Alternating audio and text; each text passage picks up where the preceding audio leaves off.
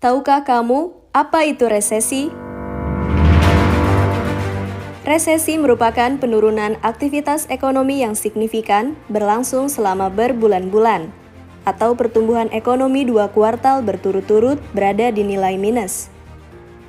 Sederhananya, resesi adalah roda ekonomi sedang istirahat. Ketika roda ekonomi sedang istirahat, maka perputaran ekonomi akan lambat atau bahkan berhenti. Apa yang terjadi di masyarakat ketika negara sedang resesi? Pertama, pendapatan masyarakat menurun. Kedua, daya beli melemah. Ketiga, pendapatan kelompok usaha turun. Keempat, banyak korban PHK. Terakhir, terjadi pengangguran di mana-mana.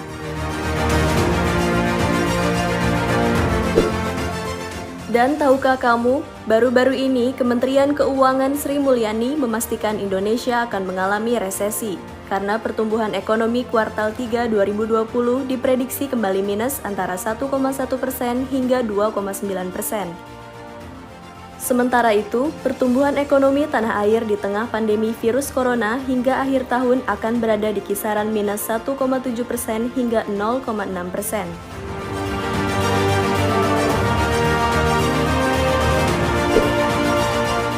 Lalu apa yang bisa kita lakukan saat resesi terjadi? Kurangi konsumsi belanja. Sebaiknya mulai dibiasakan mengurangi tingkat konsumsi belanja dengan cara-cara yang masih mungkin dilakukan. Kurangi juga belanja yang tidak sesuai kebutuhan dan fokus pada pangan serta kebutuhan kesehatan. Jadi jangan latah ikut gaya hidup boros. Tingkatkan kapasitas dana darurat. Miliki dana darurat atau cadangan mulai dari sekarang. Jangan sampai di kemudian hari kita mengandalkan dari utang ketika kebutuhan darurat harus dikeluarkan.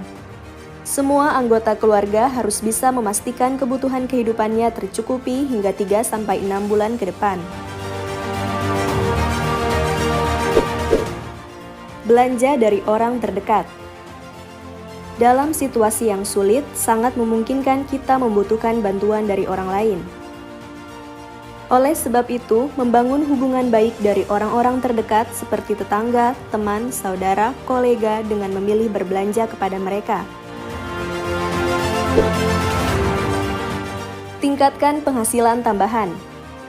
Bisnis di bidang digital menjadi salah satu hal yang menjanjikan di masa sulit lantaran masyarakat banyak memenuhi kebutuhan melalui platform digital.